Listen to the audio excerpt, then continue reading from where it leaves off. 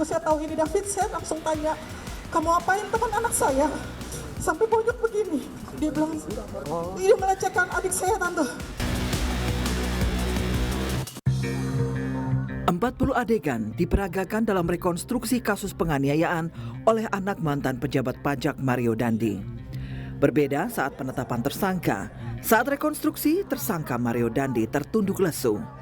Bahkan saat adegan memerintahkan David Ozora melakukan push up sampai 50 kali, Mario Dandi terlihat menangis. Begitu pula dengan tersangka Shane Lucas yang juga terlihat menangis di akhir memperagakan adegan rekonstruksi.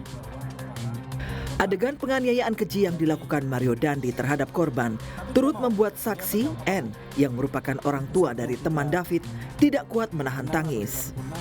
N turut dihadirkan karena ialah yang menghentikan ulah Dandi menganiaya David dengan berteriak dari lantai 2. Saya tanya, siapa kamu?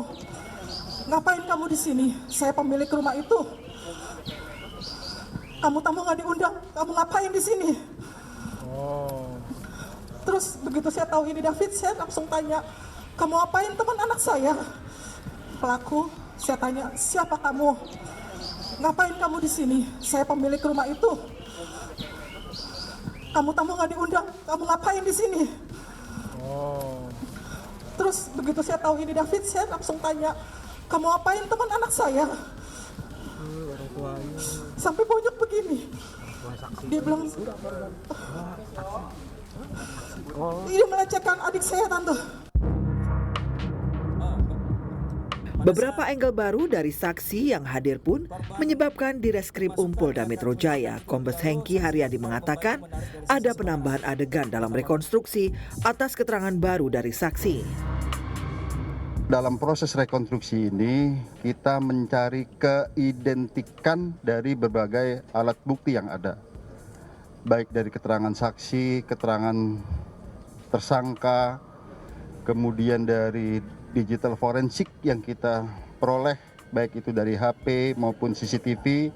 Sebagaimana yang pernah saya sampaikan, kami sampaikan bahwa dari persesuaian beberapa alat bukti ini, kita bisa menemukan peranan dari masing-masing tersangka yang ada di TKP tersebut. Selain menghadirkan pelaku dan saksi, barang bukti mobil mewah Rubicon juga dihadirkan dalam rekonstruksi kasus penganiayaan David dengan dipasangi garis polisi. Baik Dandi maupun Shane dijerat pasal penganiayaan berat dan terencana dengan ancaman hukuman maksimal 12 tahun penjara. Sementara AG yang masih di bawah umur tidak diperankan oleh orang lain saat rekonstruksi dan akan menjalani proses hukum sesuai peradilan anak. Tim Liputan Kompas TV.